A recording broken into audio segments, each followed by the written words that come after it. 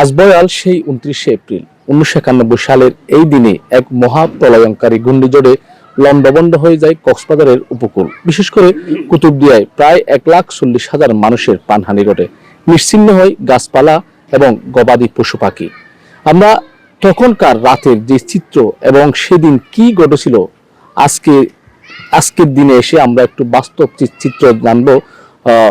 কক্সবাজারের কুতুবদিয়া থেকে আসা অর্থাৎ গড় বাড়ি নিশ্চিহ্ন হয়ে কক্সবাজারে এসে স্থান নেওয়া কুতুবদিয়া সমিতি পাড়ার কাউন্সিলর আক্তার কামালের কাছ থেকে এবং তখনকার দিনে এবং রাতে কি ঘটেছিল, সেদিন ঘূর্ণিঝড়ের কতটুকু পানি উঠেছিল এবং কি কি হারিয়ে তারা নিঃস্ব হয়েছিল, সেই দিনের চিত্র আমরা আজকে জানবো আক্তার কামালের কাছ থেকে।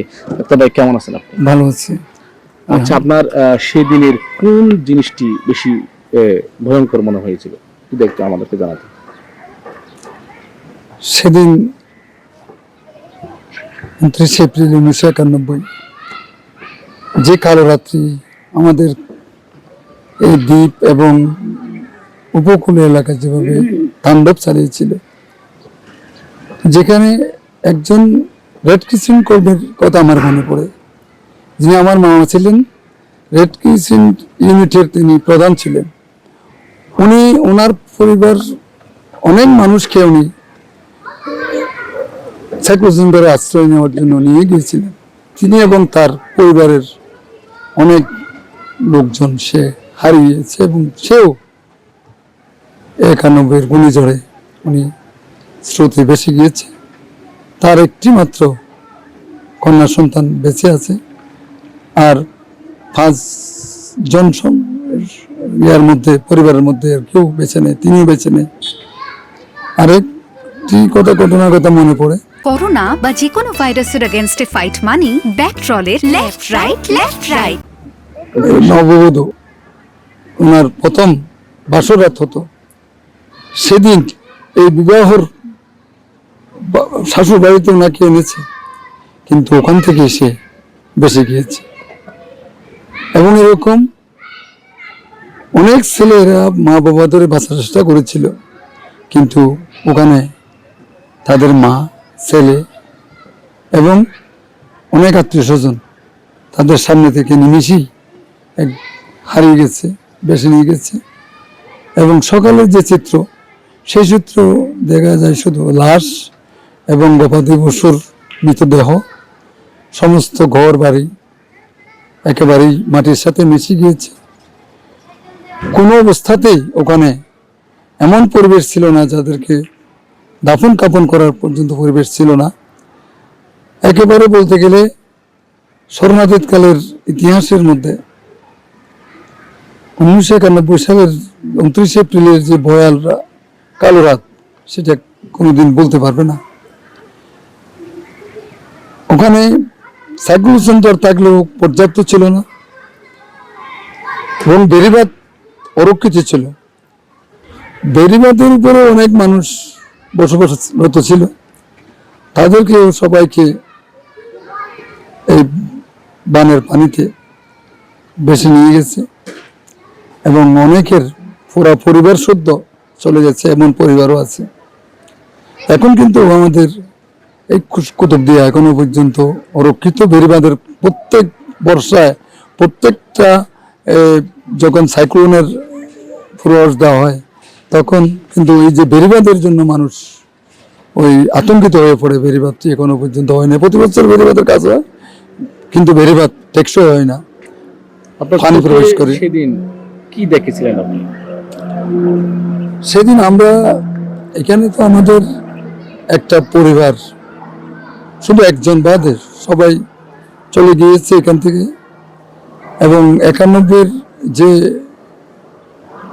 তাণ্ডব, সেটি হচ্ছে একেবারেই মানে একেবারে বুঝে ওঠার আগেই মানুষ যে নিরুপায় হয়ে বেঁচে গেছে, তার যে কোনো সন্ধান এখনো পর্যন্ত অনেকের সন্ধান মিলে নাই। অনেক আত্মীয় স্বজন আমাদের কোথায় হারিয়ে গেছে, সেটা কিন্তু কোথায় তাদের দাফন কাফন হয়েছে সেটা কিন্তু আমাদের জানা নেই। বাংলার একটা বিষয় বলছে, আমাদের বাগনের বিষয়টি হচ্ছে, আমার বাগিনা যখন পানি প্রবেশ করছে ঘরের মধ্যে, পাশে একটি গাছ ছিল, কাঁঠাল গাছ। অন্যান্য সদস্যরা কাঁঠাল গাছে উঠছিল, তখন বলছিল ওই ছোটোর নামে আমার বাইনের ছেলেটাকে, ওনাকে আমাদেরকে দিয়ে দেয়, বাপকে বলছিল। তো বাপ বলছে যে ওদের হাতে দিলে তার ছেলেটা অরক্ষিত হবে। তখন আমি ওনাকে নিয়ে, ওনার বাপ বলছিল ওনাকে নিয়ে আমি উঠবো। ঠিক এই মুহূর্তে একটা ঢেউ এসে যখন ছাল ছাপা দেয়, তখন বাপের হাত থেকে ছেলেটা বিচ্ছিন্ন হয়ে যায়। ওই ছেলেটি যদি আজকে বেঁচে থাকতো, আমার ভাগিনা, আপন ভাগিনা, ছেলেটি বেঁচে থাকতো, কিন্তু উনি অনেক ছেলে সন্তানের বাবা হতো। কিন্তু তার সমবয়সী ছেলেরা যখন এখানে দৌড়াদৌড়ি করতো, তার যিনি ওই দিন ভূমিষ্ঠ হয়েছিল, ওই দিনে যারা ওনার আরো কয়েকজন ভূমিষ্ঠ হয়েছিল, এদের দেখলে আমার ভাগিনার কথা মনে পড়ে। এটাই কিন্তু আমার সবচেয়ে বাপের হাত থেকে যে ছেলেটা বাপ চাচাদেরকে দিচ্ছিল না, শুধু ওরা বাঁচাতে পারবে না বলে, কিন্তু পরক্ষণে একটা ঢেউ এসে যখন তাকে চালে চাপা দেয়, তখন হাত থেকে ছেলেটা বিচ্ছিন্ন হয়ে যায়। তখন তো 1991 সালের একটি নতুন গভর্নমেন্ট এসেছিল, তখন হেলিকপ্টার যোগে ওখানে রিলিফ ত্রাণ সামগ্রী দিয়েছিল, হেলিকপ্টার দিয়ে দিয়েছিল, পর্যাপ্ত ত্রাণ সহায়তা গেছে। কিন্তু ওখানে ত্রাণ সহায়তা বলতে সব বেঁচে, কিন্তু ওই যে আমাদের যারা বেঁচে আছি ওখান থেকে তো বিশাল একটি জনগোষ্ঠী, আমরা কিন্তু কক্সবাজার শহরের এখানেই, এই কক্সবাজার পৌরসভার 1 নম্বর ওয়ার্ড, এটা নাজিরাটেক এলাকা নামে পরিচিত ছিল। এখানে এসে আমরা কুতুবদিয়া পাড়া নামকরণ করে, পরবর্তী আমাদের সাথে আরো যারা আছে বিভিন্ন পাড়া নামকরণ করে এখানে কিন্তু আমরা বসবাস করছি। বিশাল একটি কুতুবদিয়ার, এগুলি জলবায়ু বাস্তু, 29 এপ্রিলের ভিকটিমগুলি এখানে আছে। এখানে এমন লোক আছে যাদের শুধু একজনেই আছে, স্বামী বেঁচে আছে, ছেলে স্ত্রী কেউ নেই। এরা আবার এখানে আবার ব্যবসাদি করে আবার এখান থেকে তাদের ছেলে সন্তান হয়েছে, এই ছেলেরা আবার ছেলে হয়েছে, মেয়ে হয়েছে, এরকম অনেক আমার আত্মীয়ের ভিতরেও আছে। আমার ভাই একজন আছে, উনি আর কেউ বেঁচে ছিল না। কামরুল ভাই, আপনি কয়জন মানুষকে দাফন করছেন?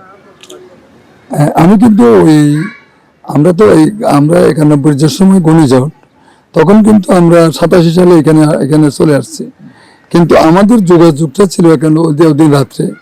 আমরা দাফন কাফনের বিষয়টি, কিন্তু ওখানে আসলে দাফন কাফন করার মতো মানুষ ছিল না, যে যেভাবে পারছে তাদেরকে অনেককে দাফন কাফন করছে, কিন্তু আবার অনেককে দাফন যেখানে পারছে সেখানে করছে, এরকম আছে। আমরা শুনছি ওই দিন পর যখন জোয়ারের পানি নেমে গেছে, তখন খাওয়ার মতো কোনো পানি ছিল না। পানি ছিল না, খাওয়ার কোনো পানি ছিল না। সমস্ত নলকূপের মধ্যে পানি ভর্তি, লবণাক্ত হয়ে গিয়েছিল। ওই থেকে পানির ব্যবস্থা ছিল না। যেভাবে হোক, মানে মোটামুটি কোনো পুকুর তো ছিল না, নলকূপগুলি যেগুলি ছিল সেগুলিতেও লবণ পানির একটি হাহাকার ছিল। আজকের এই দিনে এসে মানে আপনাদের কেমন লাগে? তখনকার কথাগুলো মনে পড়লে গা শিউরে ওঠে কিনা? না, ওই দিন তো আমাদের সবকিছু শেষ করে দিয়েছে। ওই দিনে তো আমাদের অনেক দিনের আমাদের সঞ্চয়, আমাদের আত্মীয় স্বজনের যে একটা ছিল, মানে আত্মীয় স্বজন যেভাবে ছিল, আমরা একজন অপরজনের সাথে, এগুলি যখন বিচ্ছিন্ন হয়ে যায়, পরিবার থেকে যখন বিচ্ছিন্ন হয়ে যায়, আমাদের ধন সম্পদ জায়গা সব সমুদ্রে যখন গ্রাস করে ফেলে, তা আমাদের তো আর ওখানে আমাদের আর হারাবার মতো কিছু নাই।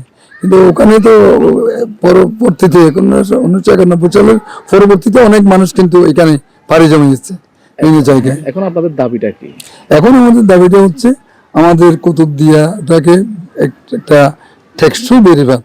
এখন সবাই সুপার ডাইকের কথা বলে, আসলে বিভিন্ন উন্নত দেশের মধ্যে ওরকম বেড়িবাঁধ দিয়ে সাগর থেকে নিচে এরকম জায়গাও আছে, কিন্তু এরপরে ওরা বেড়িবাঁধ দিয়ে তারা টিকে থাকছে, ওখানে তারা উন্নয়ন করছে, ওখানে সুন্দর শহর গড়ে তুলছে।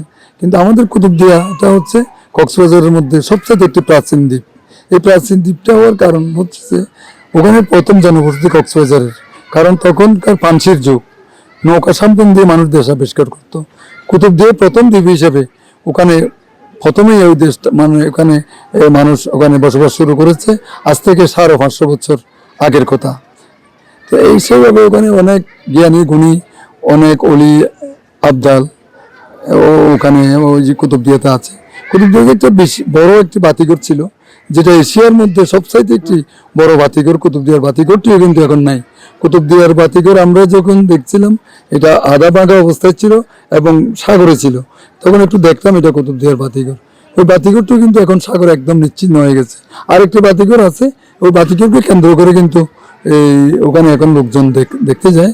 ওই বাতিঘরটার কারণে কিন্তু আমাদের এই মংলা সমুদ্র বন্দর, চট্টগ্রাম সমুদ্র বন্দর, মাথারবাড়ি এখন বর্তমান সমুদ্র বন্দর, ওই বাতিঘর থেকেই কিন্তু এই নাবিকরা কিন্তু দিক নির্দেশনা পায়। ধন্যবাদ। দর্শক, আমরা কথা বলছিলাম 1991 সালের সেদিনের 29 এপ্রিলের প্রলয়ঙ্কারী ঘূর্ণিঝড়ের চিত্র তুলে ধরছিলেন কুতুবদিয়ার আক্তার কামাল। তাদের দাবি 35 বছর পার হলেও এখনো নির্মিত হয়নি স্থায়ী বেড়িবাঁধ। অতি দ্রুত সরকারের কাছে তাদের দাবি, যাতে কুতুবদিয়া উপকূলীয় এলাকা যেগুলো রয়েছে সেগুলোতে স্থায়ী বেড়িবাঁধ দেওয়া। কক্সবাজার থেকে মোহাম্মদ মিজানুর রহমান, বাংলাদেশ প্রতিদিন।